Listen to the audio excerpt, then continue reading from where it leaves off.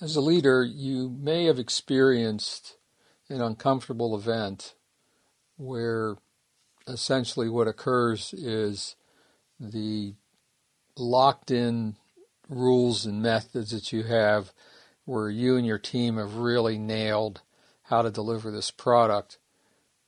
Well, that cause and effect relationship, it's like Alice in Wonderland. The rules are starting to distort some. They're still there, but it's just not quite making it. So these situations where the cause and effect relationships start decaying, well, essentially those are called loose couplings. In other words, all your key elements are still connected, but it's not as tight as it used to be. And to make matters worse, when you experience these loose couplings, small events or small activities can have an outsized effect, just a larger than normal effect. And those elements that can cause those outsized effects, they're called strange attractors. And they're characterized by putting your organization at risk if you don't address them. So what do? Well, before I jump into that, I'd like to give an example. Boeing with the 737 MAX. Now, as far as safety goes, in being a world leader, well, Boeing was there. But what happened with the 737 MAX was their focus shifted to schedule. They wanted to get the product out quicker. And so what they did was they made a decision that seemed reasonable to the higher-ups. And that decision was, let's test the safety software. And let's make sure we test it rigorously. And we'll do that on computers. And if that's enough, okay, we're going to release the product.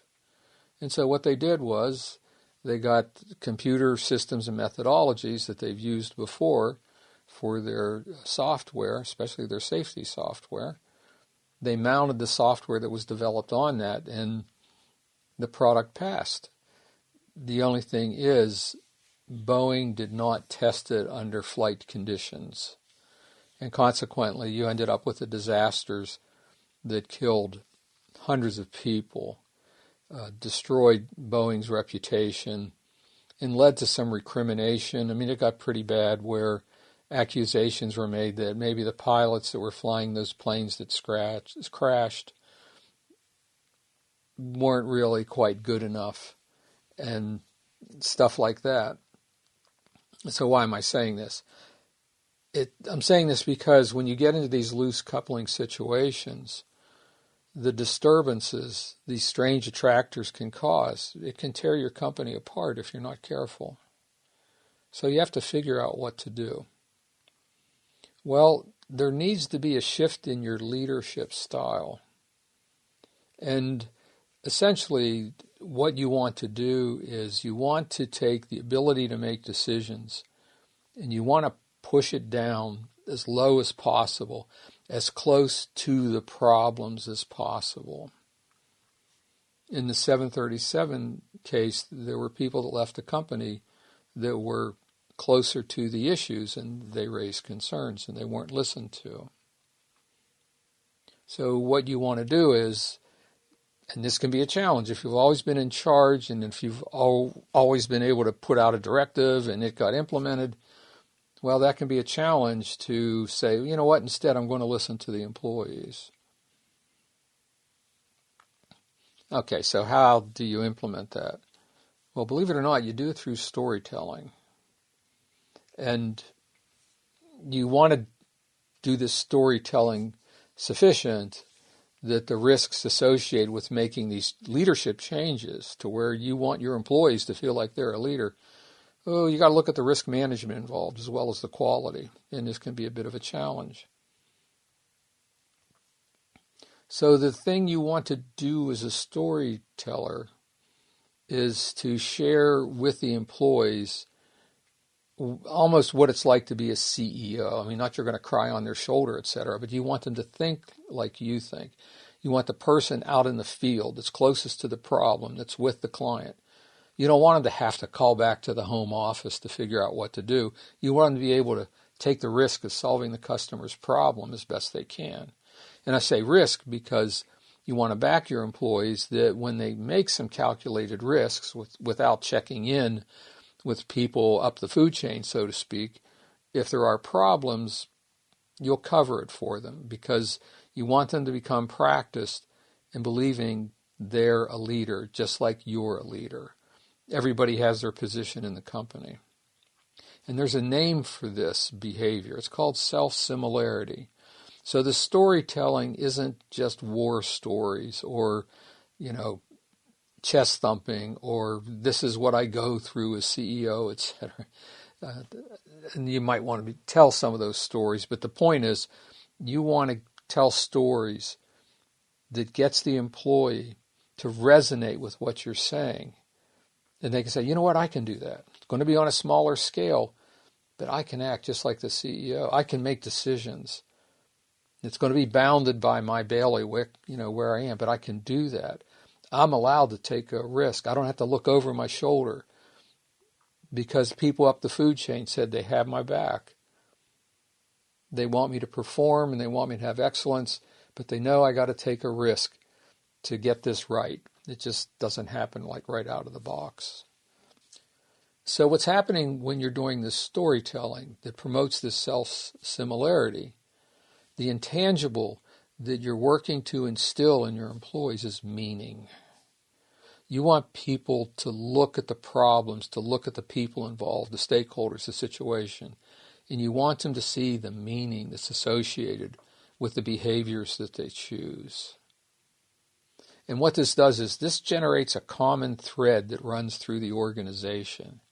And when you get that common thread, and it's on target in terms of solving the customer's problem profitably, you're in really, really good shape. So you're looking for the employee to internalize what it means to succeed. This is pretty cool. As a consultant, I've seen it happen. And I want to share with you the acid test that's used for this. And I grin because, actually it's pretty, it can be a big challenge.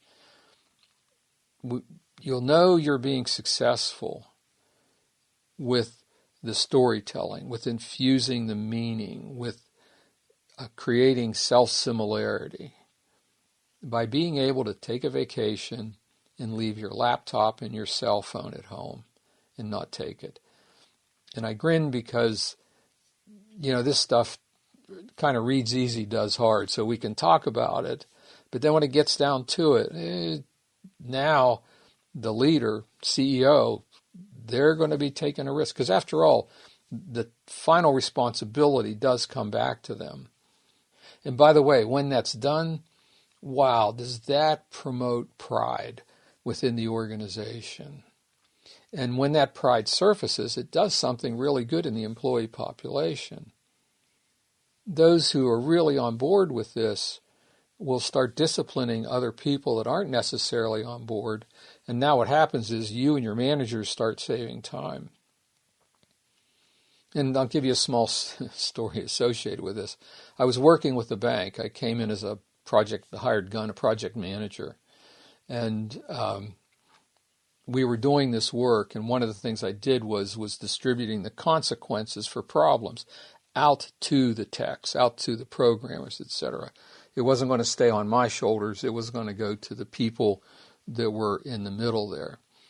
So one day I was sitting there, and around the corner, these two techs were talking to each other. And the one said to the other, I need for you to really get in shape with this problem and take your responsibilities. Because when you were just giving Gary, the project manager, problems, he's the project manager. But you know what? You're giving me problems. So I need for you to get on board. So one of the rewards for risking sharing your power is that self-similarity will ease the pressure because people will start self-correcting. And there's one more characteristic that surfaces when you behave this way that's really powerful and it's worth mentioning. And that's situational sense making. When your team has that thread running through them based on self-similarity, what also goes along with it is sense making. Because remember, the rules are corrupting some, the Alice in Wonderland. And so they're teaching themselves how to make decisions on the spot that aren't necessarily in the manual or the rule book. So when you get a combination of self-similarity with the sense-making, wow, that is dynamite. That is really, really powerful. Now we're going to take this a little further in the next video, where I want to talk about problems that do not resolve themselves. In other words, problems that are present, that will always be present, and it's going to require the strange attractor approach, the self-similarity, etc. And what do you do in those situations where you can't really close out the problem? In fact, you don't want to close it out, because if you try to do that, you're at risk for destabilizing the situation. So anyway, we'll look at what do you do when you're in this state of strange attractors and complexity, etc., and you're going to go forward in that state. I'll talk with you then. Take care.